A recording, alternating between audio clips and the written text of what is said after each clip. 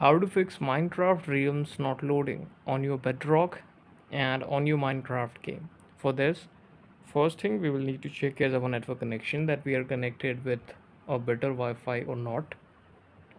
And then second thing we're going to check is to click on the flight mode and activate enable the flight mode on your PC, and then turn it off to simply refresh your background applications and your network connection.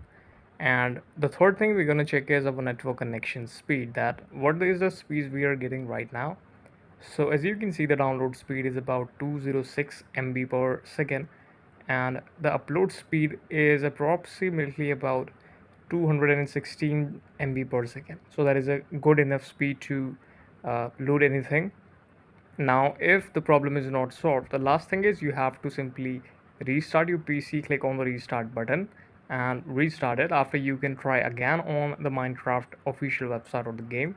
You won't face any type of error like this. Thank you so much for watching this video.